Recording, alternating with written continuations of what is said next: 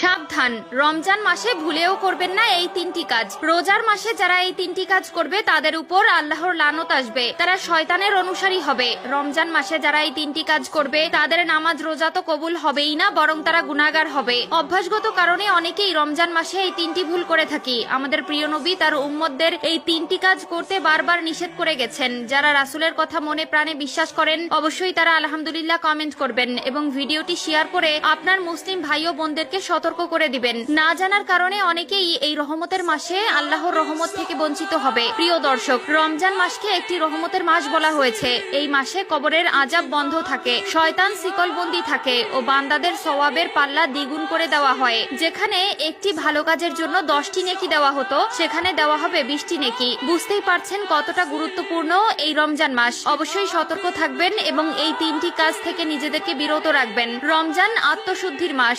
এ সময় মুসলমানরা রোজা রেখে সংযম ও ইবাদতে মনোনিবেশ করেন। তবে অনেকেই কিছু অভ্যাসের কারণে রোজার প্রকৃত ফজিলত থেকে বঞ্চিত হন।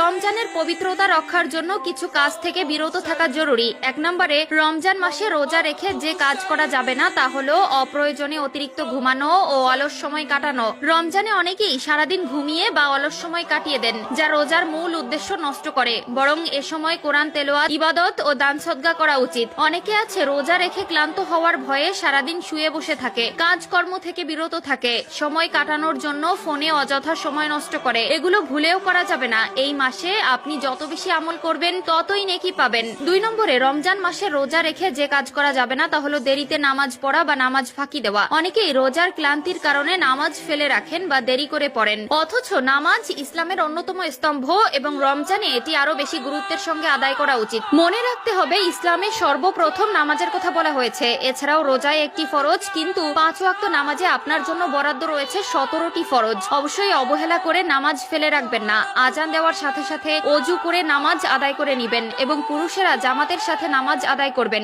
যেই রোজা রেখে আপনি নামাজ আদায় করবেন না সেই রোজার কোনো মহত্ব থাকবে না। 3 নম্বরে, রমজান মাসে রোজা রেখে যে কাজ করা যাবে না তা হলো দান সদকা ও সৎ কর্মে পিছিয়ে থাকা। রমজান দান সদকার মাস, কিন্তু অনেকেই এ সময় গরিব দুঃখীদের প্রতি খেয়াল রাখে না। অথচ রাসূলুল্লাহ সাল্লাল্লাহু আলাইহি ওয়াসাল্লাম বলেছেন, রমজানে দান করা অন্য সময়ের চেয়ে 70 গুণ বেশি সওয়াবের কাজ। তিরমিজি শরীফ।